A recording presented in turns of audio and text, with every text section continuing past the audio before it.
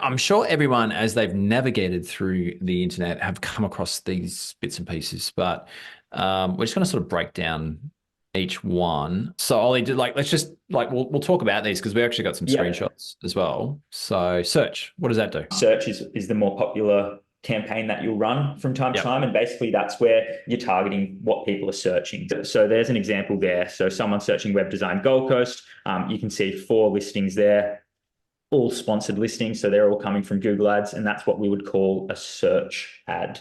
Performance Max.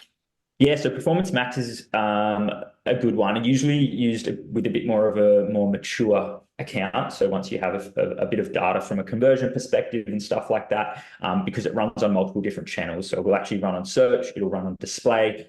You just give it a bunch of assets, and it really does a lot of the work for you. Local services. Again, it might be good to show the example of that one just so you can see that Where are we? basically when you guys see the little map pack, when you search something like plumber near me or something like that. So here's an example here with web designer.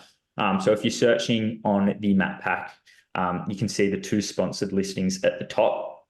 So they're really good for, like I said, local servicing businesses, your local plumbers, or even just someone targeting a location like you can see here. So web design Gold Coast.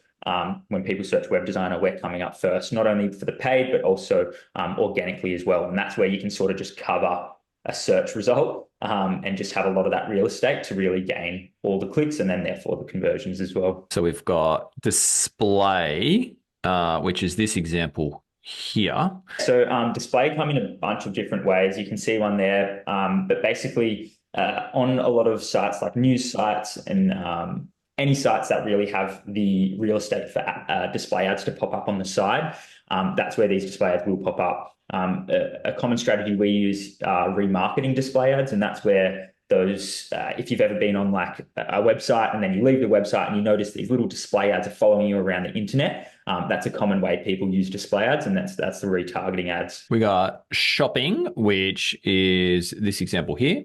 So Mm-hmm. more like product related stuff. Yeah, e-commerce related, and that's getting more and more popular as well. The little shopping tab you can see just under where it says Apple Watch, a lot of people are starting to use that because it's very easy to compare different products and different prices and see what's on sale without having to visit multiple different sites. You can sort of just see it all in front of your face like that. So yeah, the shopping's super beneficial. If you're an e-commerce brand, that should be on the top of your list for something you should be running. Smart.